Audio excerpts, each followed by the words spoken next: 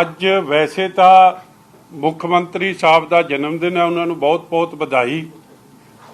ਮੈਂ ਚਾਹੁੰਦਾ ਨਹੀਂ ਸੀ ਕਿ ਉਹਨਾਂ ਦੇ ਜਨਮ ਦਿਨ ਦੇ ਦਿਨ ਤੇ ਕੋਈ ਇਹੋ ਜਿਹੀ ਗੱਲ ਉਹਨਾਂ ਦੀ ਸ਼ਾਨ ਦੇ ਖਿਲਾਫ ਕਰਾਂ, ਮਗਰ ਉਹ ਮਜਬੂਰੀ ਇਹਨਾਂ ਕਰ ਦਿੰਦੇ। ਔਰ ਜੋ ਗੱਲ ਉਹਨਾਂ ਨੇ ਕੀਤੀ ਹੈ ਅੱਜ ਉਹਨਾਂ ਦੇ ਖਿਲਾਫ ਜਿਸ ਤਰੀਕੇ ਨੇ ਉਹਨਾਂ ਨੇ ਇੰਡੀਪੈਂਡੈਂਸ ਆਫ ਜੁਡੀਸ਼ਰੀ ਤੇ ਸਵਾਲ ਉਠਾਏ ਆ। ਪਰਸੋਂ ਚੌਥੇ ਉਹਨਾਂ ਦਾ ਇੱਕ ਪ੍ਰੋਗਰਾਮ ਚੱਲ ਰਿਹਾ ਸੀ ਜਿੱਥੇ ਰਿਕਰੂਟਮੈਂਟ ਦੇ ਨਿਯੁਕਤੀ ਪੱਤਰ ਵੰਡ ਰਹੇ ਸੀ। ਉੱਥੇ ਉਹਨਾਂ ਨੇ ਇੱਕ ਜ਼ਿਕਰ ਕੀਤਾ ਕਿ ਇੱਕ ਲਹਿਰਾ ਗਾਗਾ ਦੀ ਲੜਕੀ ਜੱਜ ਬਣੀ ਹੈ ਔਰ ਉਹਦੇ ਰਿਲੇਟਿਵਸ ਦਾ ਹਵਾਲਾ ਦੇ ਰਹੇ ਸੀ ਔਰ ਫਿਰ ਉਹਦੀ ਦਾਦੀ ਦਾ ਸੁਰਜੀਤ ਕੌਰ ਦਾ ਹਵਾਲਾ ਦੇ ਰਹੇ ਸੀ ਔਰ ਫਿਰ ਕਹਿ ਰਹੇ ਸੀ ਕਿ ਉਹ ਸਾਰੇ ਪਰਿਵਾਰ ਨੂੰ ਨੀਂਦ ਨਹੀਂ ਆਉਂਦੀ ਕਿ ਉਹਨਾਂ ਦੀ ਬੇਟੀ ਜੱਜ ਬਣ ਗਈ ਹੈ, ਉਹ ਵੀ ਫ੍ਰੀ, ਬਿਲਕੁਲ ਮਤਲਬ ਕਿ ਬਗੈਰ ਪੈਸਿਆਂ ਦਿੱਤੇ ਬਣ ਗਈ ਹੈ। ਮੈਂ ਸੀਐਮ ਸਾਹਿਬ ਨੂੰ ਪੁੱਛਣਾ ਚਾਹੁੰਦਾ ਕਿ ਤੁਹਾਡਾ ਕਹਿਣ ਦਾ ਭਾਵ ਕੀ ਹੈ ਕਿ ਇਸ ਤੋਂ ਪਹਿਲਾਂ ਜਿੰਨੇ ਵੀ ਜੱਜ ਸਾਹਿਬਾਨ ਬਣੇ ਆ, ਕਿਉਂਕਿ ਇਹ ਆਨਰੇਬਲ ਜੱਜ ਸਾਹਿਬਾਨ ਦੇਸ਼ ਦੇ ਹਾਈ ਕੋਰਟ ਸੁਪਰੀਮ ਕੋਰਟ ਤੱਕ ਪਹੁੰਚਦੇ ਆ, ਇਸ ਤੋਂ ਪਹਿਲਾਂ ਜਿੰਨੀਆਂ ਵੀ ਰਿਕਰੂਟਮੈਂਟ ਹੋਈਆਂ ਨੇ, ਕੀ ਤੁਹਾਡਾ ਕਹਿਣ ਦਾ ਭਾਵ ਹੈ ਕਿ ਉਹ ਸਾਰੀ ਪੈਸੇ ਦੇ ਕੇ ਜੱਜ ਬਣਦੇ ਰਹੇ ਆ? ਮੈਂ ਚਾਹੂੰਗਾ ਤੁਸੀਂ ਵੀਡੀਓ ਸੁਣ ਲਓ, ਤੁਹਾਡੇ ਕੋਲ ਆਪ ਕਲੈਰਿਟੀ ਆ ਜੂਗੀ ਗੱਲ ਦੀ, ਫਿਰ ਮੈਂ ਅੱਗੇ ਚੱਲੂੰਗਾ ਜੀ। ਮੁੰਡੇ ਕੁੜੀਆਂ ਜੱਜ ਬਣੇ ਨੇ, ਪੜਿਆ ਹੋਣਾ ਫਰਜ਼। ਇੱਕ ਸਾਡੇ ਲਹਿਰਾ ਗਾਗਾ ਹਲਕੇ ਦੇ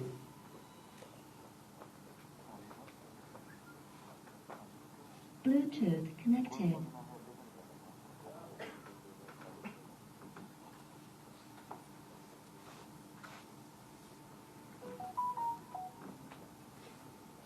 ਚਲੋ ਤੁਸੀਂ ਆ ਖੋਲੋ, ਕੀ ਪ੍ਰੋਬਲਮ ਹੈ?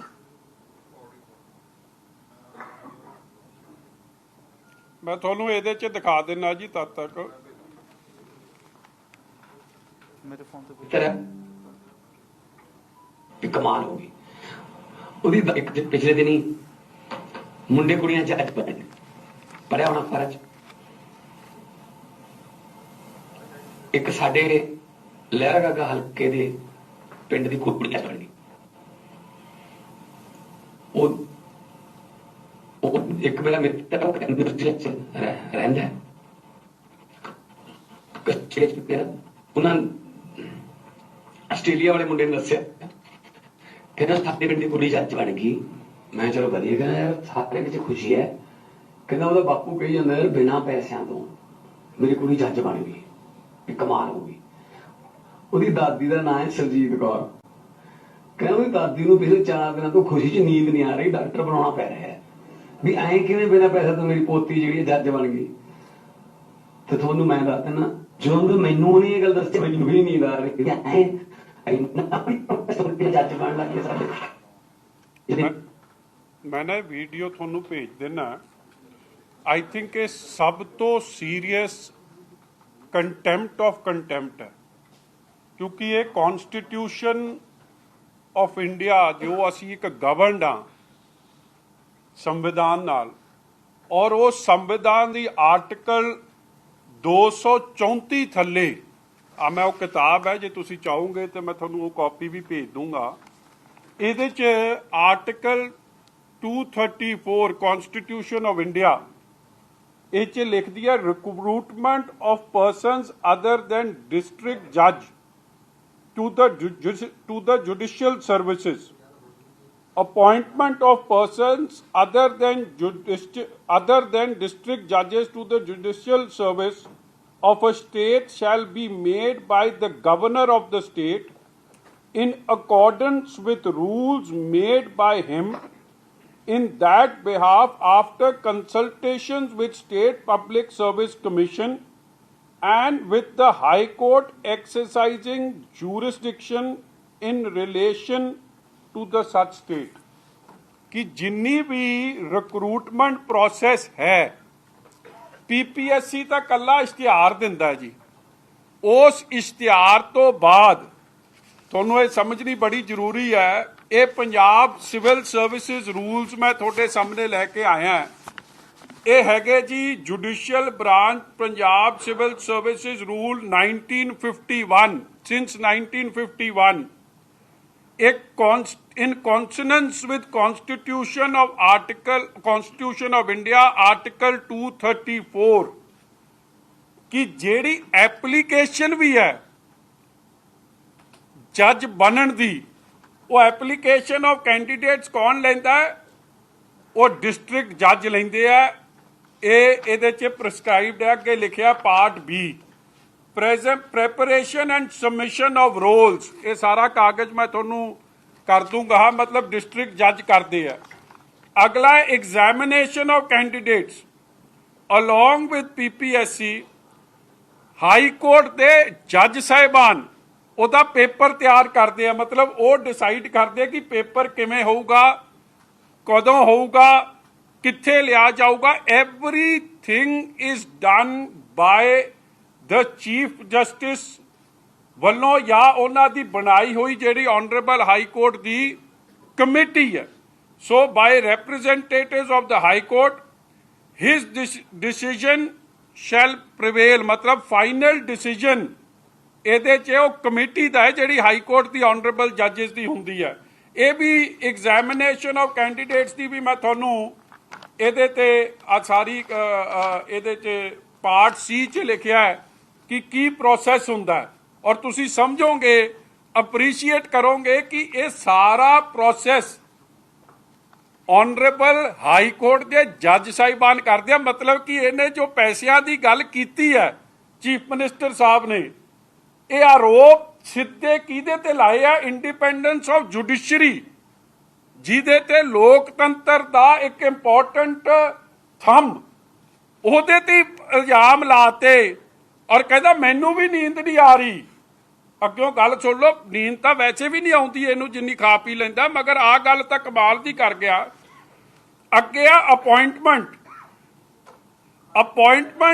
ਇੱਕ ਇਹਨਾਂ ਦੀ ਜਦ ਅਪਾਇੰਟਮੈਂਟ ਹੁੰਦੀ ਆ ਇੱਕ ਕੇਸ ਹੋਇਆ ਸੁਪਰੀਮ ਕੋਰਟ 'ਚ ਮੈਂ ਵੈਸੇ ਤੁਹਾਨੂੰ ਇਹਦੀ ਨੌਲੇਜ ਦੇ ਰਿਹਾ ਹਰਿਆਣਾ ਗਈ ਸੁਪਰੀਮ ਕੋਰਟ 'ਚ ਕਿ ਜਿਹੜੀ ਆ ਜੱਜ ਸਾਹਿਬਾਨਾਂ ਦੀ ਅਪਾਇੰਟਮੈਂਟ ਹੈ ਇਹ ਅਸੀਂ ਹਰਿਆਣਾ ਸਰਕਾਰ ਆਪ ਥਰੂ PPSC ਕਰਨਾ ਚਾਹੁੰਦੀ ਅਸੀਂ ਨਹੀਂ ਚਾਹੁੰਦੇ ਇਹਦੇ 'ਚ ਹਾਈ ਕੋਰਟ ਦਾ ਕੋਈ ਦਖਲ ਹੋਵੇ ਉਹ ਕੇਸ ਡਿਸਮਿਸ ਹੋਇਆ ਔਰ ਅਖੀਰ 'ਚ ਹਾਈ ਕੋਰਟ ਦੀ ਔਰ supreme court honourable supreme court ਦੀ ਰੂਲਿੰਗ ਕੀ ਆਈ ਉਹਨਾਂ ਨੇ ਕਿਹਾ the selection committee referred to sub rule 1 shall comprise of the following members 3 judges of the Haryana of the High Court of Punjab and Haryana nominated by the Chief Justice of whom the senior most shall be chairman कि ਜਿਹੜੇ ਆ ਜੱਜ ਸਾਹਿਬਾਨ select ਹੁੰਦੇ ਆ ਉਹ chief justice of the particular state Punjab and Haryana high court ਦੇ chief justice ਸਾਹਿਬ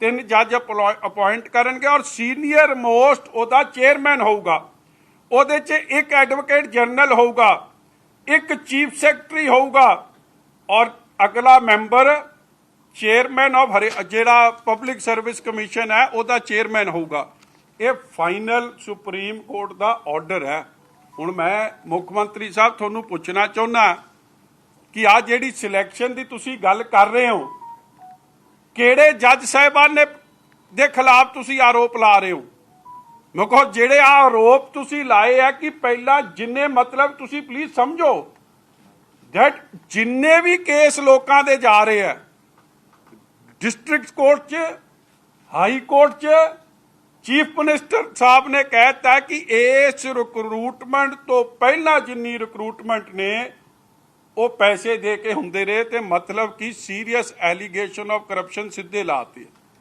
ਤੇ ਫਿਰ ਦੱਸੋ ਕਿੱਥੇ ਲੋਕਾਂ ਦਾ ਵਿਸ਼ਵਾਸ ਰਹਿ ਜਾਣਾ ਔਰ ਇਹ ਜੀ ਗੱਲ ਕਰਨੀ ਮੁੱਖ ਮੰਤਰੀ ਵਾਸਤੇ ਇਹ ਕੋਈ ਬਨਾਨਾ ਰਿਪਬਲਿਕ ਤਾਂ ਹੈ ਨਹੀਂ ਔਰ ਮੈਂ ਤੁਹਾਨੂੰ ਇਹ ਵੀ ਦੱਸ ਦਿਆਂ ਕਿ ਐਗਜ਼ਾਮੀਨੇਸ਼ਨ ਸੈਂਟਰ ਕਿੱਥੇ ਹੋਊ एग्जाम पेपर की हो चेकिंग कौन करूं all this is decided by the committee of honorable judges और आज इन्होंने उन्हां ते इल्जाम लाते ਇਹ ਤੋਂ ਸੀਰੀਅਸ ਕੰਮ ਕੀ ਹੋ ਸਕਦਾ ਔਰ ਜਦੋਂ ਕੋਈ ਆਨਰੇਬਲ ਜੱਜ ਦੀ ਡਿਸਮਿਸਲ ਹੁੰਦੀ ਹੈ ਮਤਲਬ ਕਿ ਉਹਦਾ application examination, appointment and even dismissal, वो डिसमिस ਤਾਂ ਹੋ ਸਕਦਾ if it's recommended by the committee of judges of a particular high court or the chief justice and sent to the governor. Governor ਉਹਦੀ dismissal ਕਰਦਾ ਹੈ। ਜਿਹੜਾ ਐਡਾ ਪਾਰਦਰਸ਼ਤਾ ਵਾਲਾ ਪ੍ਰੋਸੈਸ ਹੋਵੇ ਤੇ ਸਾਡੇ ਚੀਫ ਮਿਨਿਸਟਰ ਸਾਹਿਬ ਨੇ ਕਹਿਤਾ ਕਿ ਭਾਈ ਇਹ ਜਿੰਨੇ ਜੱਜ ਪਹਿਲਾਂ ਲੱਗੇ ਆ ਉਹਨਾਂ ਤੇ ਉਹ ਮਤਲਬ ਪੈਸੇ ਦੇ ਕੇ ਲੱਗਦੇ ਰਹੇ ਆ। This is what he is exactly saying. ਮੈਂ ਫੇਰ ਸੁਣਾ ਦੂੰ ਜੇ ਸਾਡੀ ਆਡੀਓ ਕਲੀਅਰ ਹੋ ਗਈ। ਨੇ ਕੁੜੀਆਂ ਜੱਜ ਬਣੇ ਬੜਿਆ ਹੋਣਾ ਇੱਕ ਸਾਡੇ ਲਹਿਰਾਗਾਗਾ ਹਲਕੇ ਦੇ ਪਿੰਡ ਦੀ ਕੁੜੀ ਜੱਜ ਬਣੀ। ਉਹ ਇੱਕ ਮੇਰਾ ਮਿੱਤਰ ਹੈ, ਉਹ ਨਿਊਜ਼ੀਲੈਂਡ 'ਚ ਰਹਿੰਦਾ ਹੈ। ਆਓ ਪਾਓ ਵੇਖ ਲਿਓ, ਠੀਕ ਨਹੀਂ ਲੱਗਦਾ। ਆਸਟ੍ਰੇਲੀਆ 'ਚ ਵੀ ਰਹਿੰਦਾ। ਉਹਨਾਂ ਆਸਟ੍ਰੇਲੀਆ ਵਾਲੇ ਮੁੰਡੇ ਨੇ ਦੱਸਿਆ, ਕਹਿੰਦਾ ਸਾਡੇ ਪਿੰਡ ਦੀ ਕੁੜੀ ਜੱਜ ਬਣ ਗਈ। ਮੈਂ ਚਲੋ ਵਧੀਆ। ਕਹਿੰਦਾ ਯਾਰ ਸਾਰੇ ਪਿੰਡ 'ਚ ਖੁਸ਼ੀ ਹੈ। ਕਹਿੰਦਾ ਉਹਦਾ ਬਾਪੂ ਕਹੀ ਜਾਂਦਾ ਯਾਰ ਬਿਨਾਂ ਪੈਸਿਆਂ ਤੋਂ ਮੇਰੀ ਕੁੜੀ ਜੱਜ ਬਣ ਗਈ, ਇਹ ਕਮਾਲ ਹੋ ਗਈ। ਉਹਦੀ ਦਾਦੀ ਦਾ ਨਾਂ ਹੈ ਸਰਜੀਤ ਕੌਰ। ਕਹਿੰਦਾ ਉਹਦੀ ਦਾਦੀ ਨੂੰ ਪਿਛਲੇ 4 ਦਿਨਾਂ ਤੋਂ ਖੁਸ਼ੀ 'ਚ ਨੀਂਦ ਨਹੀਂ ਆ ਰਹੀ, ਡਾਕਟਰ ਬਣਾਉਣਾ ਪੈ ਰਿਹਾ ਵੀ ਐਂ ਕਿਵੇਂ ਬਿਨਾਂ ਪੈਸਿਆਂ ਤੋਂ ਮੇਰੀ ਪੋਤੀ ਜਿਹੜੀ ਜੱਜ ਬਣ ਗਈ। ਤੇ ਤੁਹਾਨੂੰ ਮੈਂ ਦੱਸ ਦਿੰਦਾ, ਜਦੋਂ ਮੈਨੂੰ ਇਹ ਗੱਲ ਦੱਸੀ ਮੈਨੂੰ ਵੀ ਨੀਂਦ ਆ ਰਹੀ ਵੀ ਇੰਨਾ ਵਧੀਆ ਹੋ ਗਿਆ ਸਿਸਟਮ ਕਿ ਜੱਜ ਬਣ ਲੱਗੇ। ਮਤਲਬ ਕਿ ਪਹਿਲਾ ਸਿਸਟਮ ਮਾੜਾ। ਮਤਲਬ ਚੀਫ ਮਿਨਿਸਟਰ ਕਹਿ ਰਿਹਾ ਹੈ, ਲੈਟਸ ਬੜੀ ਕਲੈਰਿਟੀ ਰੱਖੋ ਜੀ ਇਹ ਗੱਲ ਦੀ। ਇੱਕ ਚੀਫ ਮਿਨਿਸਟਰ ਇਹ ਗੱਲ ਕਹਿ ਰਿਹਾ ਕਿ ਪਹਿਲਾ ਸਿਸਟਮ ਮਾੜਾ ਸੀ, ਹੁਣ ਸਿਸਟਮ ਚੰਗਾ ਹੋ ਰਿਹਾ। ਐਤਕੀ ਬਗੈਰ ਪੈਸਿਆਂ ਦੇ ਬਣੇ, ਮਤਲਬ ਪਹਿਲਾਂ ਕਿ ਵਾਟ ਇਜ਼ ਹੀ ਸੇਇੰਗ ਕਿ ਪੈਸੇ ਦੇ ਕੇ ਬਣਦੇ ਸੀ। ਔਰ ਇਹ ਆਰੋਪ ਕੀਤੇ ਲਾ ਰਿਹਾ ਸਮੁੱਚੀ ਜੁਡੀਸ਼ਰੀ ਤੇ ਆਨਰੇਬਲ ਜੱਜ ਸਾਹਿਬਾਨਾਂ ਦੀ ਅਪਾਇੰਟਮੈਂਟ ਤੇ ਆਨਰੇਬਲ ਜੱਜ ਸਾਹਿਬਾਨਾਂ ਦੀ, ਜਿਹਦੀ ਅਪਾਇੰਟਮੈਂਟ ਕੋਈ ਹੋਰ ਨਹੀਂ ਪੰਜਾਬ ਐਂਡ ਹਰਿਆਣਾ ਦੀ ਹਾਈ ਕੋਰਟ ਦੀ ਕਮੇਟੀ ਕਰਦੀ ਹੈ। So my first thing, attacking the independence of judiciary is the biggest criminal contempt.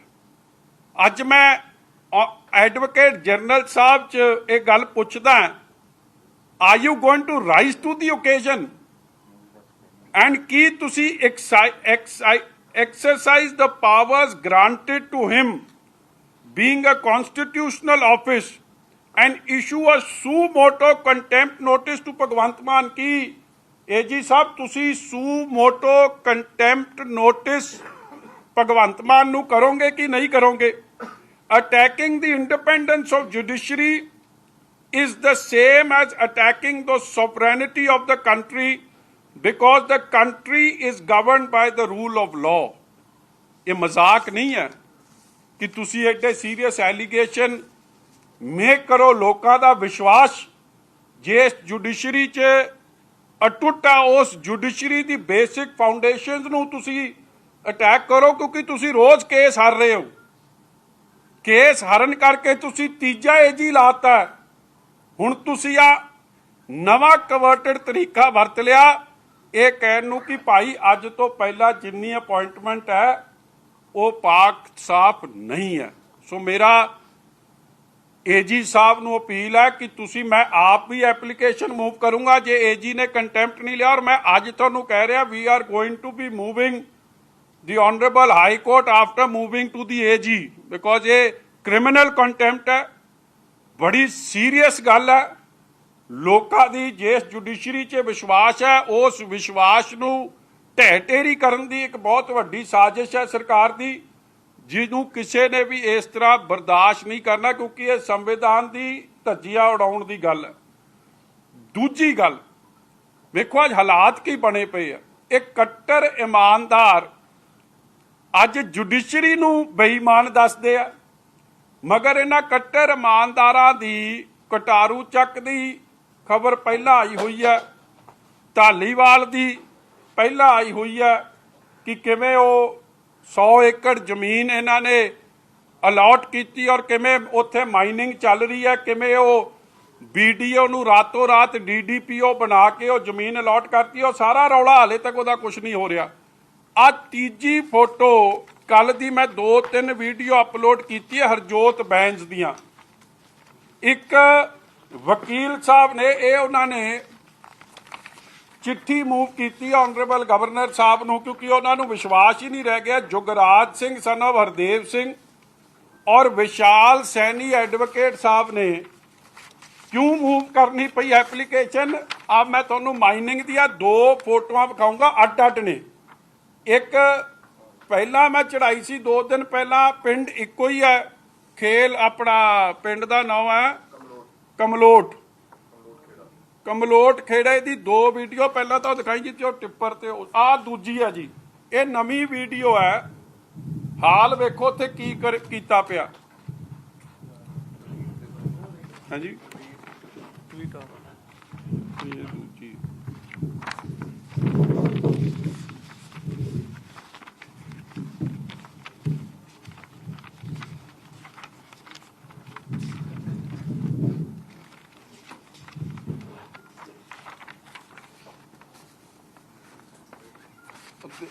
दिख रही है जी कि नहीं दिख रही। नाउ जस्ट सी, ये सारी जमीन फॉरेस्ट लैंड है। 40-40 50-50 फुट ਦੇ ਟੋਏ ਕਰਤੇ ਆ, ਧਰਤੀ ਦਾ ਹੇਠਲਾ ਪਾਣੀ ਕੱਢਤਾ। ਇਹ ਗੰਗਾ ਸਟੋਨ ਕ੍ਰਸ਼ਰ ਦੇ ਨੇੜੇ ਇਹ ਜ਼ਮੀਨ ਹੈ। ਔਰ ਇੱਕ ਜਿਹੜੀ ਮੈਂ ਪਹਿਲਾਂ ਵੀਡੀਓ ਚੜਾਈ ਸੀ ਜਿੱਥੇ ਇੱਕ ਟਿੱਪਰ ਤੇ ਪੋਕਲੇਨ ਮਸ਼ੀਨ ਦਿਖਦੀ ਆ, ਉਹ ਦੂਜੀ ਵੀਡੀਓ 2 ਦਿਨ ਪਹਿਲਾਂ ਦੀ ਆ, ਮੈਂ ਟਵੀਟ ਵੀ ਕੀਤੀ ਸੀ। ਇਹ ਨਿਊ ਸਤਲੁਜ ਸਟੋਨ ਕ੍ਰਸ਼ਰ ਦੇ ਖਿਲਾਫ FIR ਨੰਬਰ 146 ਹੁੰਦੀ ਹੈ। ਫੋਰੈਸਟ ਲੈਂਡ, ਮੈਂ ਬਾਰ-ਬਾਰ ਰਿਪੀਟ ਕਰ ਰਿਹਾ, ਫੋਰੈਸਟ ਲੈਂਡ, ਕੋਈ ਮਾਈਨਿੰਗ ਸਾਈਟ ਨਹੀਂ ਹੈ ਇਹ। ਮਤਲਬ ਜਿਹੜੀ ਪ੍ਰੋਟੈਕਟਡ এনवायरमेंट ਹੈ, ਉਸ এনवायरमेंट ਦੀਆਂ ਧੱਜੀਆਂ ਉਡਾਈਆਂ ਜਾ ਰਹੀਆਂ। ਔਰ ਤੁਸੀਂ ਪ੍ਰੈਸ਼ਰ ਵੇਖੋ ਹਰਜੋਤ ਬੈਂਸ ਦਾ ਕਿਹੇ ਜਾਏ। ਤੁਹਾਨੂੰ ਉਹ ਆਡੀਓ ਵੀ ਸੁਣਾਤੀ ਮੇਰਾ ਵੀ, ਜਿਹੜੀ ਆਡੀਓ ਆਈ ਸੀ ਜਦੋਂ ਇੱਕ ਬੰਦੇ ਨੂੰ ਗਾਲਾਂ ਕੱਢ ਰਿਹਾ ਸੀਗਾ ਇਹਦਾ ਚਾਚਾ, ਜਿਹੜੀ ਉਹ ਸੋਹਣ ਸਿੰਘ ਬੈਂਸ ਤੇ ਉਹਦਾ ਚਾਚਾ ਬਚਿੱਤਰ ਸਿੰਘ ਬੈਂਸ, ਇਹਦਾ ਹਰਜੋਤ ਦਾ ਚਾਚਾ ਬਚਿੱਤਰ ਸਿੰਘ ਬੈਂਸ ਰੱਜ ਕੇ ਇਲੀਗਲ ਮਾਈਨਿੰਗ ਕਰਾ ਰਹੇ। ਔਰ ਇਸ ਤਰੀਕੇ ਦਾ ਪ੍ਰੈਸ਼ਰ ਹੈ ਇਸ SSP ਰੋਪੜ ਤੇ, ਇੱਕ SSP ਤਾਂ ਤਰਨਤਾਰਨ ਵਾਲਾ ਜਿਹਨੇ ਰੰਗੇ ਹੱਥੀ ਮਨਜਿੰਦਰ ਲਾਲਪੁਰੇ ਦੇ ਰਿਸ਼ਤੇਦਾਰਾਂ ਨੂੰ ਫੜਿਆ, ਉਹਦੀ ਬਦਲੀ ਹੋ ਗਈ, ਥਾਣਾ ਸਸਪੈਂਡ ਹੋ ਗਿਆ। ਔਰ ਇੱਕ SSP ਇਹ ਵਿਵੇਕਸ਼ੀਲ ਸੋਨੀ ਜਿਹਨੂੰ ਹਾਈ ਕੋਰਟ ਨੇ ਫਟਕਾਰ ਲਾਈ ਕਿ ਤੂੰ ਭਾਈ ਟਰੱਕ ਡਰਾਈਵਰ ਤਾਂ ਫੜ ਲਿਆਉਣਾ, ਕਿ ਟਰੱਕ ਡਰਾਈਵਰ ਮਾਈਨਿੰਗ ਕਰ ਰਿਹਾ, ਮਾਈਨਿੰਗ ਟਰੱਕ ਡਰਾਈਵਰ ਨਹੀਂ ਕਰ ਰਿਹਾ, ਤੂੰ ਬਿਗ ਫਿਸ਼ ਨੂੰ ਫੜ, ਤੂੰ ਸਰਗਨਾ ਨੂੰ ਫੜ, ਉਹਨੂੰ ਨਹੀਂ ਫੜਿਆ। ਆ ਉਹਦੀ ਨਵਾਂ ਕਾਰਨਾਮਾ ਵੇਖੋ, ਉਹਨੇ FIR ਕੀਤੀ ਅਨਨੋਨ ਪੀਪਲ ਤੇ। ਐਡਾ ਵੱਡਾ ਸਟੋਨ ਕ੍ਰਸ਼ਰ ਚੱਲ ਰਿਹਾ, ਮਸ਼ੀਨਰੀ ਲੱਗੀ ਹੈ, ਸਭ ਕੁਝ ਸਾਹਮਣੇ ਹੈ, ਮਾਲਕਾਂ ਦੇ ਨਾਂ ਨਹੀਂ ਲਿਖਿਆ। ਕਿਉਂ ਨਹੀਂ ਲਿਖਿਆ? ਕਿਉਂਕਿ ਪ੍ਰੈਸ਼ਰ ਸੀ ਹਰਜੋਤ ਬੈਂਸ ਦਾ, ਕਰਾਈ ਹੋ ਰਹੀ ਹੈ।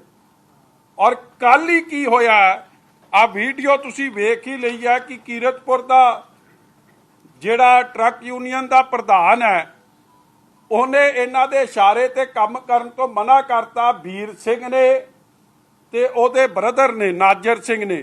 ਔਰ ਮੈਂ ਉਹ ਆਡੀਓ ਵੀ ਰਿਲੀਜ਼ ਕਰ ਰਿਹਾ, ਥੋੜੀ ਤੁਹਾਨੂੰ ਸੁਣਾ ਦਿੰਦਾ ਕਿ ਵੇਖੋ ਸ੍ਰੀ ਅਨੰਦਪੁਰ ਸਾਹਿਬ ਦੀ ਧਰਤੀ, ਖਾਲਸਾ ਪੰਥ ਦੀ ਉਹ ਧਰਤੀ ਜਿੱਥੇ ਖਾਲਸਾ ਪੰਥ ਦੀ ਐਡਾ ਵੱਡਾ ਇਤਿਹਾਸ ਹੋਵੇ, ਗੁਰੂ ਗੋਬਿੰਦ ਸਿੰਘ ਜੀ ਮਹਾਰਾਜ ਦੀ ਬਖਸ਼ਿਸ਼ ਵਾਲੀ ਧਰਤੀ, ਉੱਥੇ ਇਹ ਹਾਲਾਤ ਹੈ ਕਿ ਇਹ ਆਪ ਬੋਲ ਕੇ ਕਹਿ ਰਿਹਾ ਕਿ ਸਾਡੀ ਦਾੜੀ ਪੁੱਟੀ ਗਈ, ਕੇਸਾਂ ਦੀ ਬੇਅਦਬੀ ਹੋਈ, ਦਸਤਾਰ ਲਾਈ ਗਈ। ਔਰ ਕੌਣ ਕਰਨ ਵਾਲਾ?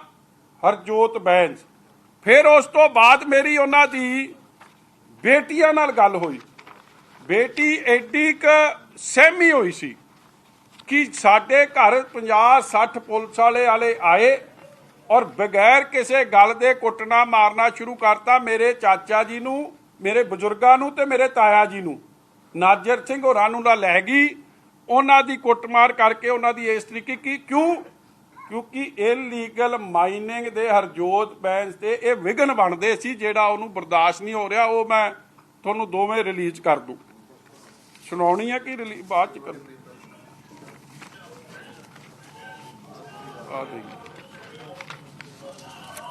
ਹੁਣ ਤੀਜਾ ਕੰਮ ਬੜਾ ਅਫਸੋਸ ਹੋਇਆ ਕਿ ਦੁੱਖ ਲੱਗਿਆ ਦੇਸ਼ ਦੇ ਪੱਗਾਂ ਰੋਲੀਆਂ ਗਈਆਂ ਨੇ, ਦਸਤਾਰਾਂ ਇਸ ਤਰ੍ਹਾਂ ਦੀ ਦਾਣੇ ਦੀ ਜੋ ਬੇਅਦਬੀ ਕੀਤੀ ਆ ਬੜੀ ਦੁਖਦਾਈ ਗੱਲ ਹੈ ਕਿ ਸਾਰੇ ਤੁਹਾਡੇ ਨਾਲ ਆ ਜੀ ਇਸ ਮੁੱਦੇ ਤੇ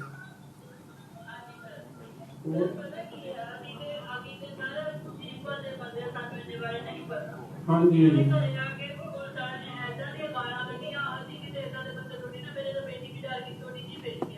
ਨਹੀਂ ਇਹ ਸਾਰੀਆਂ ਧੀਆਂ ਭੈਣਾਂ ਘਰੇ ਸੀ ਜਦੋਂ ਸਾਹਮਣੇ ਗਾਲਾਂ ਕੱਢਦੀ ਸੀ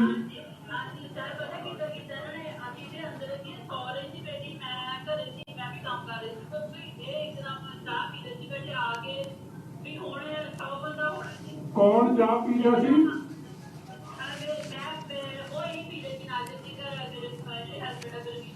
ਅੱਛਾ ਜੀ ਅੱਛਾ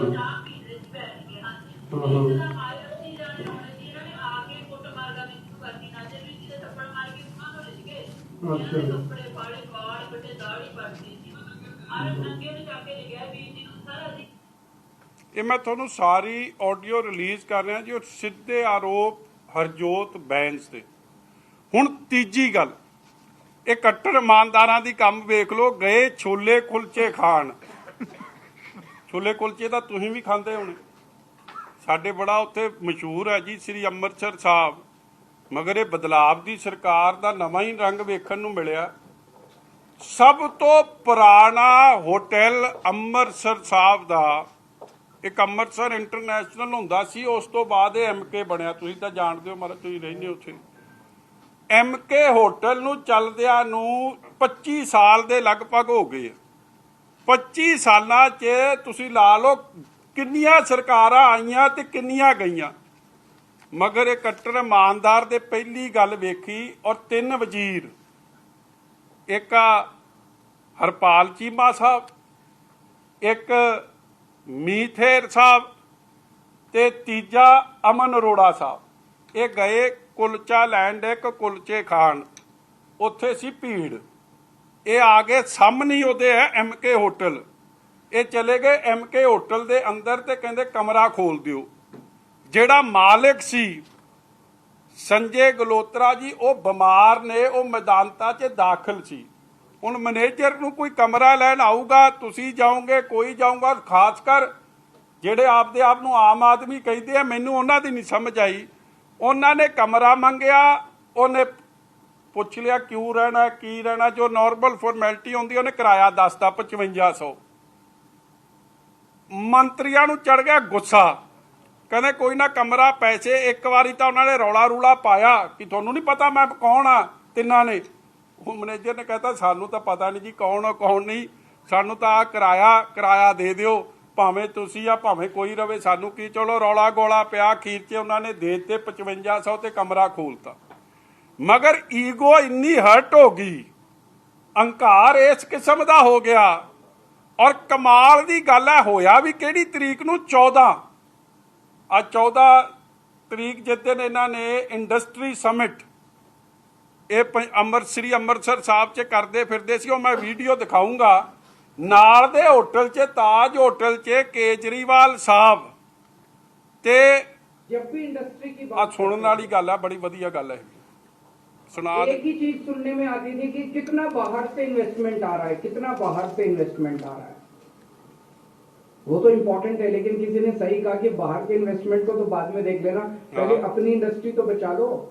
बचा ली। अगर हमारी इंडस्ट्री नहीं बचेगी तो बाहर का इन्वेस्टमेंट का क्या फायदा। और सबसे बड़े ब्रांड एम्बेसडर्स तो आप ही लोग हैं। कोई अगर बाहर से इंडस्ट्री लगाने आएगा तो सबसे पहले तो आप ही से पूछेगा कि भाई साहब क्या माहौल है यहाँ पे, अच्छा माहौल है, खराब माहौल है, मैं पैसा लगाऊं यहाँ पे। और आप कहोगे नहीं जी बहुत खराब माहौल है, मत आना, तो कोई भी बाहर से पैसा नहीं आ सकता। तो एक भगवंत मान साहब ने बड़ा अच्छा काम किया। अब बस जी माहौल देखो कितना चंगा, छोले कुलचे खान तो दरगे ਉਹ ਖੋਲਿਆ ਨਹੀਂ ਵਿਚਾਰਿਆਂ ਨੇ, MK ਵਾਲਿਆਂ ਨੇ। ਉਹਨਾਂ ਦੇ ਨਾਲ ਕਿਸ ਤਰੀਕੇ ਦਾ ਤਸ਼ੱਦਦ ਆ, ਪਹਿਲਾ 29/9/2023 ਆ ਪੋਲਿਊਸ਼ਨ ਕੰਟਰੋਲ ਬੋਰਡ ਦਾ ਉਹਨਾਂ ਨੂੰ ਨੋਟਿਸ ਕੱਢਤਾ। ਹੁਣ ਕੌਣ ਹੈ ਜੀ ਪੋਲਿਊਸ਼ਨ ਦਾ ਮਿਨਿਸਟਰ, ਮੀਥੇਰ ਸਾਹਿਬ।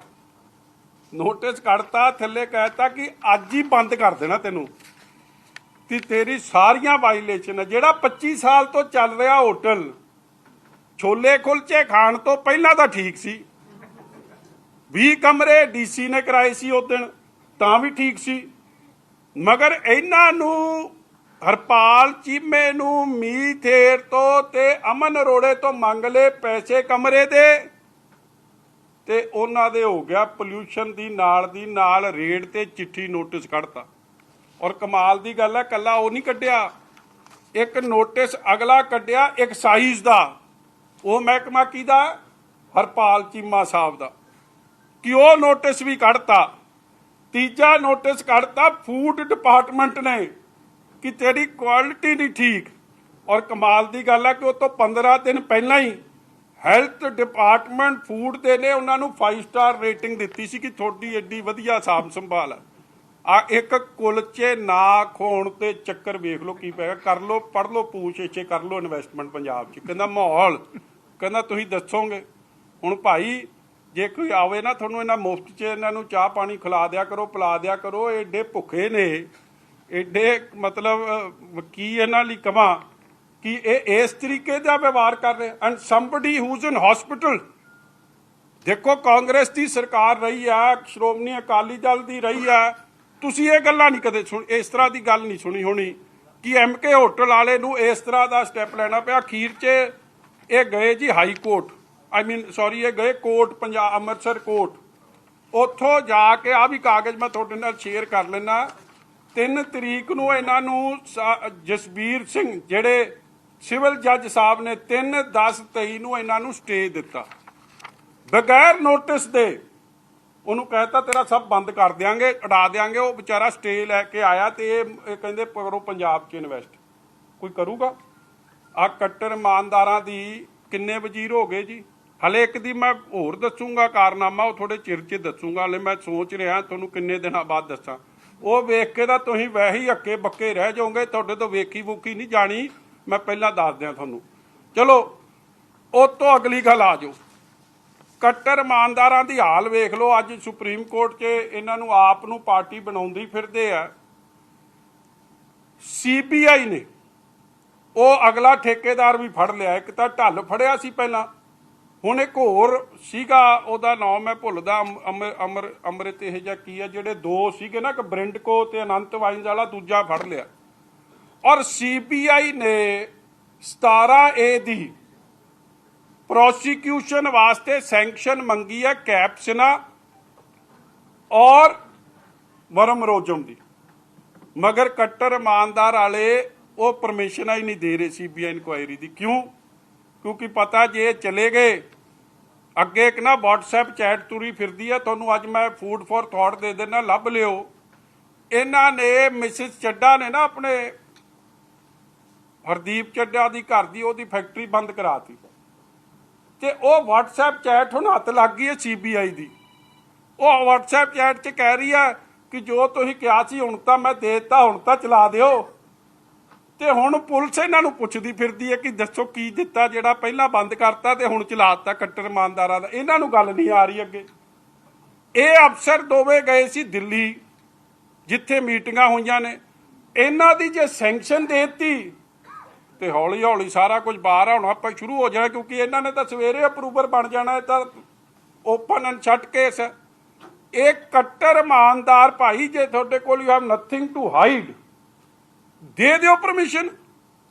ਦੁੱਧ ਦਾ ਦੁੱਧ ਤੇ ਪਾਣੀ ਦਾ ਪਾਣੀ ਹੋ ਜੂ, ਮਗਰ ਦੇ ਆਰ ਰਿਫਿਊਜ਼ਿੰਗ ਟੂ ਗਿਵ। ਔਰ ਮੈਂ ਤੁਹਾਨੂੰ ਉਹ ਦੱਸ ਦਿਆਂ ਕਿ ਕੈਪਸਨਾ ਸਾਹਿਬ ਉਹ ਨੇ, ਇੱਕ ਸਿੰਗਲਾ ਸਾਹਿਬ ਹੋਏ ਆ ਫੂਡ ਮਹਿਕਮੇ 'ਚ। ਮੈਂ ਉਹ ਕਾਗਜ਼ ਵੀ ਅੱਜ ਹੈਗਾ ਰੈਡੀ ਆਪਣੇ ਕੋਲ ਕਿ ਨਹੀਂ, ਰਿਲੀਜ਼ ਕਰ ਦੇਣਾ ਤੁਹਾਨੂੰ। 2019 ਜਾਂ 20 'ਚ ਮੈਂ ਪ੍ਰੈਸ ਕਾਨਫਰੰਸ ਕੀਤੀ ਸੀ। ਇੱਕ ਦੇ ਖਿਲਾਫ ਡਿਮੋਟ ਕੀਤਾ ਪਹਿਲਾਂ ਕੈਪਸਨਾ ਜੀ ਨੇ ਉਹਨੂੰ, ਫਿਰ ਉਹਨੂੰ ਚਾਰਜ ਸ਼ੀਟ ਕੀਤਾ। 80 ਲੱਖ ਰੁਪਏ ਗਬਨ ਕਰਨ ਦਾ ਉੱਤੇ ਦੋਸ਼ ਲਾਏ, ਆਪ ਘੁੱਗੀ ਮਾਰੀ ਔਰ ਇਹ ਲਿਖਤਾ ਕਿ ਇਹਨੂੰ ਨਾ ਕਿਸੇ ਇੰਪੋਰਟੈਂਟ ਪੋਸਟ ਤੇ ਲਾਇਆ ਕਿਉਂਕਿ ਇਹਨੇ PR ਲਈ ਹੋਈ ਆ, ਇਹਨੇ ਭੱਜ ਜਾਣਾ। ਪਤਾ ਨਹੀਂ ਕੀ ਉਹਨੇ ਧੂਫ ਵਿਖਾਈ ਕੈਪਸਨੇ ਨੂੰ ਕਿ ਮਹੀਨੇ ਬਾਅਦ ਹੀ ਉਹਨੂੰ ਵਿਜੀਲੈਂਸ ਕਮਿਸ਼ਨ ਲਾਤਾ। ਫੂਡ ਐਂਡ ਸਿਵਲ ਸਪਲਾਈਜ਼ ਮਹਿਕਮੇ ਦਾ ਚੇਅਰਮੈਨ ਕਮਿਸ਼ਨ, ਵਿਜੀਲੈਂਸ ਕਮਿਸ਼ਨ। ਹੁਣ ਜਦੋਂ ਪਰਚੇ ਹੋਏ ਆਸ਼ੂ ਤੇ, ਉਸ ਪਰਚਿਆਂ 'ਚ ਸਿੰਗਲੇ ਦਾ ਰੋਲ ਬੜਾ ਵੱਡਾ ਦੱਸਿਆ ਗਿਆ ਹੈ। ਔਰ ਸਿੰਗਲਾ ਭਗੌੜਾ ਭਾਈ, ਉਹ ਸਿੰਗਲੇ ਨੂੰ ਪਹਿਲਾਂ ਡਿਮੋਟ ਕੀਤਾ, ਫਿਰ ਪ੍ਰਮੋਟ ਕੀਤਾ, ਫਿਰ ਚੇਅਰਮੈਨ ਵਿਜੀਲੈਂਸ ਕਮਿਸ਼ਨ ਲਾਇਆ, 80 ਲੱਖ ਦਾ ਗਬਨ ਦਾ ਕਾਗਜ਼ ਘੁੱਗੀ ਮਾਰੀ। ਉਹ ਕਿਹਨੇ? ਕੈਪ ਸਿਨਹਾ ਸਾਹਿਬ ਨੇ। ਔਰ ਜਿਹੜੇ ਦੂਜੇ ਅਫਸਰ ਆ ਉਹਨਾਂ ਦੇ ਬਾਰੇ ਤਾਂ ਮੈਂ ਕੀ ਕਹਿਣਾ, ਤੁਸੀਂ ਪਤਾ ਹੀ, ਜਿਹੜੇ ਅਮਰੂਦ ਖਾ ਗਏ ਆ, ਕਿੰਨੇ ਦੇ ਖਾ ਗਏ, ਉਹ ਇਕੱਲੇ ਹੀ ਨੇ। ਬਾਕੀਆਂ ਨੂੰ ਤਾਂ ਜ਼ਮਾਨਤ ਲੈਣੀ ਪਈ ਹੈ, ਇਹਨਾਂ ਨੂੰ ਅਮਰੂਦ ਖਾਣ ਦੀ ਕੋਈ ਜ਼ਮਾਨਤ ਨਹੀਂ ਲੈਣੀ ਪਈ ਹੈ। ਸੋ ਕੱਟੜ ਇਮਾਨਦਾਰਾਂ ਨੂੰ ਭਾਈ, ਜੁਡੀਸ਼ਰੀ ਨੂੰ ਤੁਸੀਂ ਬੇਈਮਾਨ ਕਹਿਤਾ। ਚੀਫ ਮਿਨਿਸਟਰ ਸਾਹਿਬ, ਤੁਹਾਡਾ ਹਰਜੋਤ ਬੈਂਸ ਅੱਡ ਲੱਗਿਆ, ਮਨਜਿੰਦਰ ਲਾਲਪੁਰਾ ਅੱਡ ਲੱਗਿਆ, ਹਾਈ ਕੋਰਟ ਦੀ ਖਿਚਾਈ ਹੋ ਰਹੀ ਆ। ਤੁਹਾਡੇ 3 ਵਜ਼ੀਰ ਆ ਕੁਲਚੇ ਖਾਣ ਤੋਂ ਕੀ ਕਿਸੇ ਨੇ ਪੈਸੇ ਮੰਗ ਲਏ ਕਮਰੇ ਦੇ, ਤੁਸੀਂ ਉੱਤੇ ਨੋਟਿਸ ਦੇ ਨੋਟਿਸ ਕੱਢੀ ਜਾਂਦੇ ਕਿ ਇਸ ਤਰ੍ਹਾਂ ਇਨਵੈਸਟਮੈਂਟ ਪੰਜਾਬ 'ਚ ਆਉਣੀ ਹੈ। ਇਹ ਜੋ ਹਾਲਾਤ ਬਣੇ ਆ, ਇਹਦੇ ਬਾਰੇ ਅੱਜ ਮੈਂ ਕਿਹਾ ਇਹਦਾ ਜਨਮ ਦਿਨ ਹੈ, ਤੁਹਾਨੂੰ ਦੱਸ ਦਿਆਂ ਕਿ ਅੱਜ ਵਧਾਈ ਦੇ ਰੂਪ 'ਚ ਭਾਈ ਜਿਹੜਾ ਵਧਾਈ ਵਧੂਈ ਨਾ ਦੇ ਕੇ ਆਊ ਕੋਈ ਬਿਜ਼ਨਸਮੈਨ, ਸਵੇਰੇ ਰੇਡ ਹੋ ਜਾਣੀ। ਔਰ ਮੈਂ ਤੁਹਾਨੂੰ ਇੱਕ ਹੋਰ ਗੱਲ ਦੱਸ ਦਿਆਂ, ਮੈਂ ਆਹ ਪੁੱਛਿਆ ਕਿਉਂਕਿ ਆਹ ਲੁਧਿਆਣਾ, ਜਲੰਧਰ, ਮੋਹਾਲੀ, ਅੰਮ੍ਰਿਤਸਰ ਜਿੱਥੇ ਜਿੱਥੇ ਇਹਨਾਂ ਦੇ ਪ੍ਰੋਗਰਾਮ ਹੋਏ ਸੀ ਜਦ ਕੇਜਰੀਵਾਲ ਸਾਹਿਬ ਆਏ ਸੀ, DC ਸਾਹਿਬ ਨੇ ਪਹਿਲਾਂ ਸਾਰੀ ਇੰਡਸਟਰੀ ਨੂੰ ਫੋਨ ਕੀਤਾ ਔਰ ਪੋਲਿਊਸ਼ਨ ਕੰਟਰੋਲ ਬੋਰਡ ਵਾਲੇ ਨੇ ਕੀਤਾ ਔਰ ਇਹ ਗੱਲ ਕਹੀ ਕਿ ਜੇ ਕੋਈ ਉੱਥੇ ਮਾਈ ਦਾ ਲਾਲ ਇੰਡਸਟਰੀ ਵਾਲਾ ਕੋਈ ਗਲਤ ਸਵਾਲ ਪੁੱਛ ਗਿਆ ਨਾ, ਉਹਦੀ ਖੈਰ ਨਹੀਂ। ਮਤਲਬ ਜਿਵੇਂ ਡਾਕਟਰਡ ਤੇ ਟਿਊਟਰਡ ਕੰਮ ਸੀ ਕਿ ਜਿਹੜਾ ਮਿੱਠੇ ਸਵਾਲ ਵੀ ਇਹਨਾਂ ਨੇ ਆਪ ਹੀ ਲਿਖ ਕੇ ਭੇਜੇ ਸੀ, ਆਹ ਗੱਲਾਂ ਤੁਸੀਂ ਕਰਨੀਆਂ ਨੇ। ਇਸ ਲਈ ਤੁਸੀਂ ਵੇਖਦੇ ਹੋਣੇ ਕਦੇ ਕੋਈ ਰੋ ਪੈਂਦਾ ਸੀ ਕਿ ਆਮ ਆਦਮੀ ਦਾ ਮੁੱਖ ਮੰਤਰੀ ਕੋਈ ਕੁਝ ਕਹਿ ਦਿੰਦਾ ਸੀ, ਉਹਦੀ ਵੀਡੀਓ ਵਿਖਾ ਦਿੰਦੇ ਸੀ, ਕਿਸੇ ਨੂੰ ਗੱਲ ਹੀ ਨਹੀਂ ਕਰਨ ਦਿੱਤੀ ਜੋ ਅਸਲ ਹਾਲਾਤ ਬਣੇ ਪਏ। This is how these programmes were held. ਔਰ ਕਿੰਨੇ ਕਰੋੜਾਂ ਰੁਪਈਏ ਇਸ਼ਤਿਹਾਰ 'ਚ ਇਹਨਾਂ ਨੇ ਵੇਸਟ ਕੀਤਾ। ਤੁਹਾਡੀ ਕੋਈ ਸਵਾਲ ਜੀ? वैसे तो तसल्ली हो ही गई है। गवर्नर साहब ने भी चिट्ठी लिखी है, हाँ पंजाब जी। की जो फिजिकल कंडीशंस है उनको लेकर।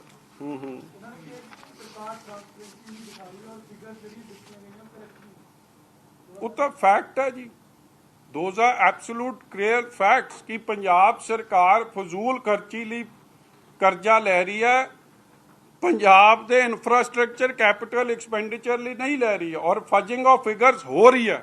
750 ਕਰੋੜ ਇਸ਼ਤਿਹਾਰਾਂ ਦੇ 1500 ਕਰੋੜ ਦਾ 1500 ਘੰਟੇ ਦਾ ਕੋਈ ਲਗਭਗ 100 ਕਰੋੜ ਦਾ ਤੁਸੀਂ ਜਹਾਜ਼ ਦਾ ਟੈਂਡਰ ਕੱਢੋ। These are going to be question. 1 ਘੰਟੇ ਦਾ 6 ਘੰਟੇ ਪਰ ਆਵਰ ਫਲਾਈਂਗ ਕਾਸਟ ਹੈ 250 ਘੰਟੇ ਇੱਕ ਜਹਾਜ਼ ਨੂੰ ਉਡਾਉਣਾ। ਪੰਜਾਬ 'ਚ ਤਾਂ ਕੋਈ ਥਾਂ ਹੀ ਨਹੀਂ ਉਡਾਉਣ ਦੀ 250 ਘੰਟੇ। ਇੱਕ ਕੋਨੇ ਤੋਂ ਦੂਜੇ ਕੋਨੇ ਤਾਂ 20 ਮਿੰਟ ਦਾ ਸਫ਼ਰ ਹੈ ਜਹਾਜ਼ 'ਤੇ। ਜਿਹੜਾ ਜਹਾਜ਼ ਇਹ ਫੈਲਕਨ 2000 ਮੈਂ ਤੁਹਾਨੂੰ ਅਗਲੀ ਵਾਰੀ ਵਿਖਾਊਂਗਾ ਉਹਦੀ ਫੋਟੋ ਫਾਟੋ, ਫਿਰ ਤੁਹਾਨੂੰ ਸਮਝ ਆਊ ਅੰਦਰੋਂ ਕਿਹੇ ਜਾ ਬਾਹਰੋਂ ਕਿਵੇਂ ਆ। ਤੁਸੀਂ ਵੀ ਫੀਲਿੰਗ ਲੈ ਲਿਓ ਫੋਟੋ ਵੇਖ ਕੇ ਮਾੜੀ ਮੋਟੀ ਕਿ ਕੀ ਕਰਦੇ ਫਿਰਦੇ। ਪੈਸੇ ਤੁਹਾਡੇ ਜਨਾਬ, ਪੈਸੇ ਕਿਸੇ ਦੀ ਨਹੀਂ ਜਾਤਾ ਇਹਨਾਂ ਦੇ। ਹੁਣ ਦਿੱਲੀ ਵਾਲਿਆਂ ਦੇ, ਦਿੱਲੀ ਵਾਲੇ ਨੂੰ 1500 ਘੰਟੇ ਦੇ ਹੂਟੇ ਦਾ ਤਾਂ ਖਰਚਾ ਦਿੱਤਾ, ਇਲੈਕਸ਼ਨ ਆ ਰਹੀ ਹੈ। 250 ਘੰਟੇ ਦੀ ਤਾਂ ਫਲਾਈਂਗ ਤੁਸੀਂ ਪੰਜਾਬ 'ਚ ਕਰ ਹੀ ਨਹੀਂ ਸਕਦੇ ਉਹ ਜਹਾਜ਼ 'ਤੇ। ਔਰ ਅੱਧੇ 에ਅਰਪੋਰਟ 'ਤੇ ਉਹ ਜਹਾਜ਼ ਉਤਰ ਨਹੀਂ ਸਕਦਾ। ਫੈਲਕਨ 2000 ਡਸੌਲਟ ਮੇਕ ਦਾ ਉਹ 에ਅਰਕ੍ਰਾਫਟ ਹੈ, ਜਿਹੜਾ ਚੈੱਕ ਕਰਿਓ ਅੱਜ ਵੈਬਸਾਈਟ 'ਤੇ, ਤੁਹਾਨੂੰ ਸਮਝ ਆਊਗੀ ਮੇਰੀ ਗੱਲ। और कोई जी? मजीदी साहब, आप जाएंगे 1 तारीख को ये जो सीएम भगवंत मान ने चैलेंज किया कि सारी पार्टी इकट्ठे हों और वहाँ पे डिस्कशन होगी पंजाब के मुद्दों के ऊपर। उन्होंने ना जिस तरह भी किया, कहते कि ਤੁਹਾਡੇ ਜਿਹੜੇ ਪ੍ਰਧਾਨ ਨੇ ਉਹਨਾਂ ਦੇ ਲਈ ਖਾਣ ਪੀਣ ਦਾ ਸਾਰਾ ਇੰਤਜ਼ਾਮ ਕੀਤਾ ਜਾਏਗਾ ਔਰ ਉਹਨਾਂ ਦੇ ਲਈ ਖਾਣ ਪੀਣ ਦਾ ਸਮਾਨ ਮੈਂ ਖੁਦ ਰੱਖੂੰਗਾ। ਉਹ ਇਸ ਤਰ੍ਹਾਂ ਹੈ, ਇਹਨੂੰ ਹਮੇਸ਼ਾ ਖਾਣ ਪੀਣ ਦਾ ਬੜਾ ਫਿਕਰ ਰਹਿੰਦਾ।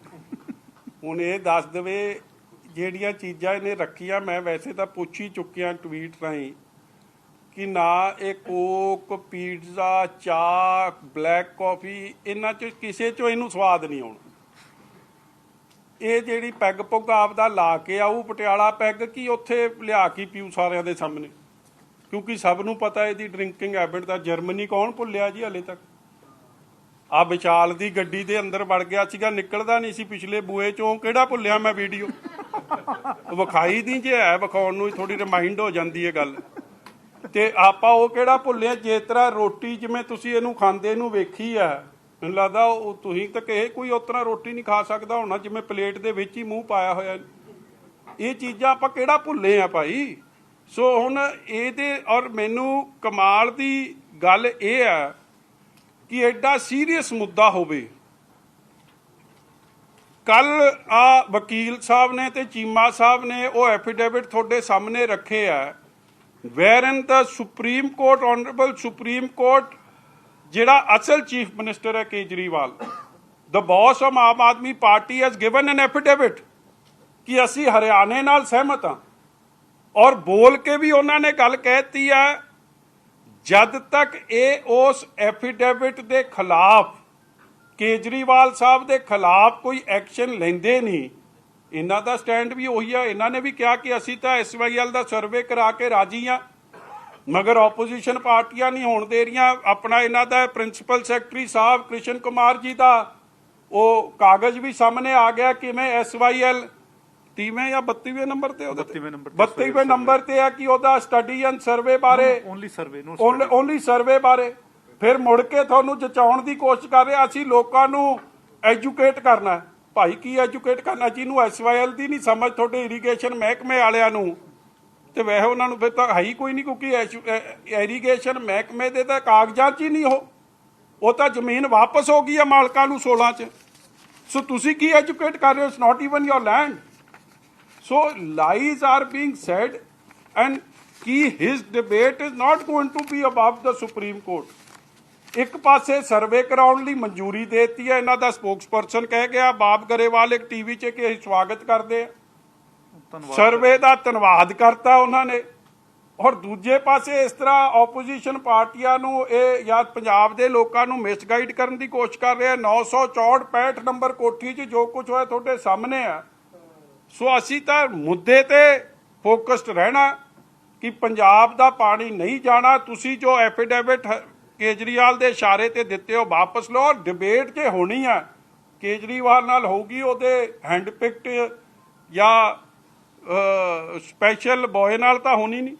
मजीठिया साहब एक लेटर लिखा हरियाणा के मुख्यमंत्री ने पंजाब के मुख्यमंत्री को, और उसमें उन्होंने कहा कि 4 अक्टूबर को भगवंत मान ने एक लेटर लिखा था, उसका जवाब उन्होंने दिया है, जिसमें भगवंत मान ने उनसे समय मांगा था मिलने के लिए SYL के इशू पर।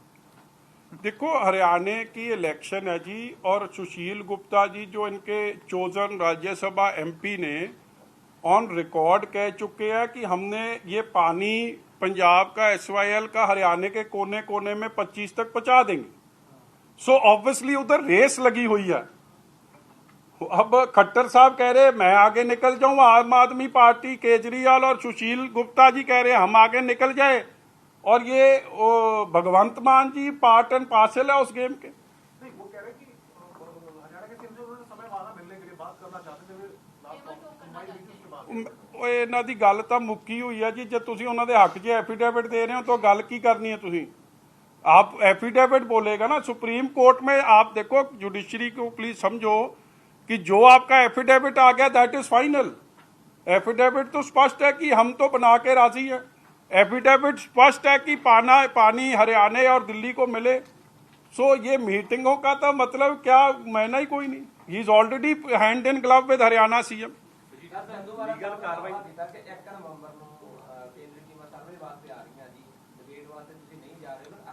नहीं मैनू तो सद्या ही नहीं भरा, मैनू तो सद्या, मेरा ਨਾਂ ही नहीं ਉਹਦੇ 'ਚ। मैं तो जे गया भी पहला फूका मरवाऊं ਜਿਹੜਾ चेक करूँ ये खाधी पीती किन्नी है दी। मैं ये ड्रंकिंग ड्राइविंग ते नहीं विश्वास। आप ड्रंक CM नाल उत्थे बह के की करना? ਪਹਿਲਾਂ ਫੂਕਾਂ ਵੱਜਣਗੀਆਂ, ਸਵੇਰੇ 9 ਵਜੇ ਜੇਲ੍ਹ ਆ ਗਿਆ ਕਿ ਨਹੀਂ ਪੀਤੀ, ਫਿਰ ਤੁਹਾਡੇ ਨਾਲ ਚੱਲ ਪੜਾਂਗੇ।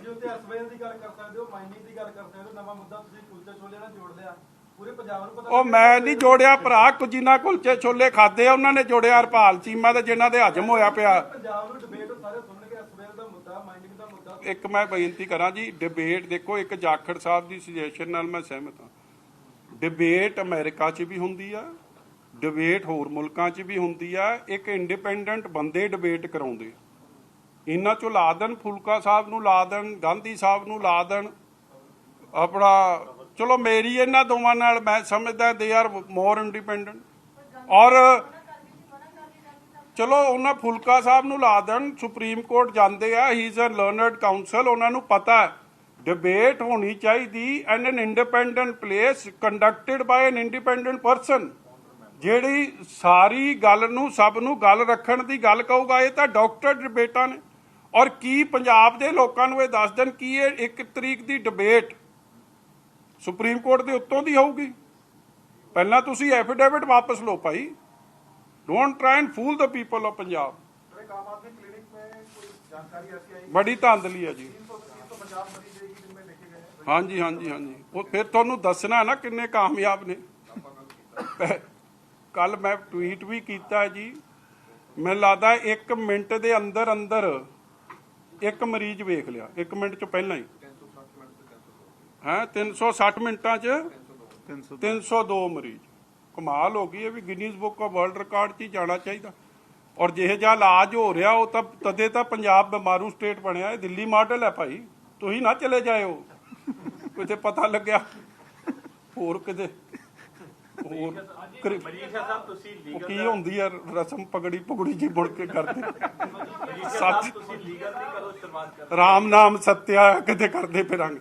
ਉਹ ਜਿਹੜਾ ਇਲਾਜ ਇਹਨਾਂ ਕੋਲ ਕਰਾਇਆ ਹੁੰਦਾ ਉਹਦਾ ਤਾਂ ਰਾਮ ਨਾਮ ਸੱਤਿਆ ਹੀ ਹੈ। ਮੁੜ ਕੇ ਇਹ ਜਿਹਾ ਹਾਲਾਤ ਬਣੇ ਪਏ ਆ। ਮਜੀਠੀਆ ਸਾਹਿਬ ਲੀਗਲ ਵਾਹਿਗੁਰੂ ਦਾ ਜ਼ਿਕਰ ਕਰ ਰਹੇ ਸੀ ਤੁਸੀਂ ਹਾਂਜੀ। ਕਿ ਜਿਹੜਾ ਜੱਜ ਸਾਹਿਬਾਨਾਂ ਦੀ ਨਿਯੁਕਤੀ ਦੇ ਉੱਪਰ ਇਹ ਸਵਾਲ ਚੱਕੇ ਨੇ, ਤੁਸੀਂ ਕਹਿੰਦੇ ਹੋ ਕਿ ਮੈਂ ਵੀ ਜਾਊਂਗਾ ਹਾਈ ਕੋਰਟ, ਕਦ ਦੀ ਤਿਆਰੀ ਕਰ ਰਹੇ ਹੋ? ਦੇਖੋ ਸਭ ਤੋਂ ਪਹਿਲਾਂ ਤਾਂ ਕਿਉਂਕਿ ਇਹ ਸਾਰੀ ਜੁਡੀਸ਼ਰੀ ਤੇ ਆਨਰੇਬਲ ਲਾਇਰਸ ਤੇ ਔਰ ਪੰਜਾਬ ਹਰਿਆਣਾ ਹਾਈ ਕੋਰਟ ਦੀ ਜਿਹੜੀ ਬਾਰ ਦੀ ਐਸੋਸੀਏਸ਼ਨ ਆ, ਅੱਜ ਮੈਂ ਉਹਨਾਂ ਨੂੰ ਕਹੂੰਗਾ ਡੂ ਯੂ ਟੇਕ ਸੂ ਮੋਟੋ ਨੋਟਿਸ। ਜੇ ਨਹੀਂ ਤੁਸੀਂ ਲਓਗੇ ਮੈਂ ਤਾਂ ਲਿਖਤੀ ਜਾ ਕੇ criminal contempt, it is a very serious thing. ਮਤਲਬ ਇੱਕ ਇੰਸਟੀਟਿਊਸ਼ਨ ਨੂੰ, ਉਹ ਵੀ ਕਨਸਟੀਟਿਊਸ਼ਨ ਆਫ ਇੰਡੀਆ ਦੀ ਗਵਰਨਡ ਜਿਹੜੀ ਇੰਸਟੀਟਿਊਸ਼ਨ ਹੈ ਅੰਡਰ ਆਰਟੀਕਲ 234, ਤੁਸੀਂ ਕਹਿਤਾ ਇਸ ਤੋਂ ਪਹਿਲਾਂ ਜਿੰਨੀਆਂ ਭਰਤੀਆਂ ਹੋਈਆਂ ਉਹ ਪਾਰਦਰਸ਼ਤਾ ਨਹੀਂ ਰਹੀ ਹੈ ਉਹਦੇ 'ਚ। they are all been done through corrupt practices। ਇਹ ਤੋਂ ਸੀਰੀਅਸ ਐਲੀਗੇਸ਼ਨ ਕੀ ਹੋ ਸਕਦੀ ਹੈ? ਇੰਤਜ਼ਾਰ ਕਰੋਗੇ ਜੀ ਪਹਿਲਾਂ ਕਿ ਨਹੀਂ, ਮੈਂ ਅੱਜ ਕੱਲ੍ਹ ਜੀ ਐਪਲੀਕੇਸ਼ਨ ਬਣਾ ਰਿਹਾ ਜੀ, ਮੈਂ ਤਾਂ ਮੂਵ ਕਰੂੰਗਾ to the AG first, because ਇਹ ਕ੍ਰਿਮੀਨਲ ਕੰਟੈਂਪਟ ਦੀ ਏਜੀ ਦੇ ਥਰੂ ਜਾਣੀ ਹੁੰਦੀ ਹੈ, because he is also a member. ਜੇ ਉਹ ਨਹੀਂ ਕਰੂਗਾ then I will move to the chief justice of Punjab and Haryana high court. Majithia Sahib, supreme court ਨੇ ਅੱਜ ਵਰਡਿਕਟ ਦਿੱਤਾ। Supreme court has not recognized same-sex marriages and has said that it's the territorial jurisdiction of parliament to enact laws. So what is your initial... So I cannot comment on something like this. I will have to read what the Honorable Supreme Court has said. And anyways, it's not, I personally don't believe in this. I'm an orthodox and I believe in the old ਜਿਹੜੀ thought processes ਹੈ। so I think I don't know, I'll have to read the Supreme Court order। I'm not happy but ਇੱਕ ਤਸੱਲੀ ਜ਼ਰੂਰ ਹੈ ਕਿ ਭਗਵੰਤ ਮਾਨ ਜੀ ਤਾਂ ਨਹੀਂ ਉਹਨਾਂ ਢਿੱਲੋਂ ਬ੍ਰਦਰਜ਼ ਨੂੰ ਇਨਸਾਫ ਦੇ ਰਹੇ। ਅੱਜ ਉਹ SHO ਨਵਦੀਪ ਦੀ ਬੇਲ, ਜਿਹਨੂੰ ਵੀ ਉਹਨੂੰ ਵੀ ਬਚਾ ਕੌਣ ਰਿਹਾ? ਉਹ ਅਰੋੜਾ ਜਿਹੜੇ MLA ਸਾਹਿਬ ਨੇ ਜਲੰਧਰ ਦੇ, ਉਹ ਵੀ ਮੈਂ ਕੁਝ ਵੀਡੀਓਜ਼ ਬੜੀ ਛੇਤੀ ਰਿਲੀਜ਼ ਕਰੂੰਗਾ ਕਿ ਕਿਵੇਂ ਉਹਦੇ ਤੇ ਉਹਦੇ ਮੁੰਡੇ ਕੋਲ ਉਹ ਲੁਕਿਆ ਹੋਇਆ। ਤੁਸੀਂ ਹੈਰਾਨ ਹੋ ਜਾਓਗੇ। ਅੱਜ ਮੈਨੂੰ ਲੱਗਦਾ ਦੂਜਾ ਮਹੀਨਾ ਤੀਜਾ ਚੜ ਗਿਆ, 3rd month ਇਹਨਾਂ ਨੂੰ SHO ਨਵਦੀਪ ਹੀ ਨਹੀਂ ਮਿਲ ਰਿਹਾ, ਜਿਹੜਾ 2 ਬੱਚਿਆਂ ਦੀ ਮੌਤ ਦਾ ਜ਼ਿੰਮੇਵਾਰ। ਉਹਨਾਂ ਦੀ ਵੀ ਪੱਗਾਂ ਲਾਈਆਂ ਸਨ। ਇਹ ਹਾਲਾਤ ਨੇ ਲਾਅ ਐਂਡ ਆਰਡਰ ਦੇ। He is the minister for home Bhagwant Mann and home minister ਦੇ ਸੂਬੇ ਦਾ ਮੁੱਖ ਮੰਤਰੀ। ਲਾਅ ਐਂਡ ਆਰਡਰ ਜੇਲ੍ਹ ਦੇ ਤਾਂ ਜੋ ਹਾਲਾਤ ਸੋ ਹੈ ਹੁਣ ਜੁਡੀਸ਼ਰੀ ਨੂੰ ਵੀ ਕਹਿ ਰਿਹਾ ਕਿ ਉਹ ਕਰਪਟ ਨੇ। ਮਤਲਬ this is not coming from anybody else but from the chief minister and home minister of state of Punjab. It's the most serious thing.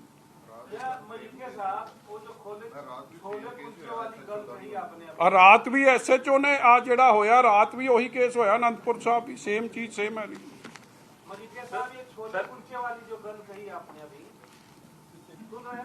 हाँ हाँ पीछे मेरे लिए तो हमेशा आगे ही रहे हैं।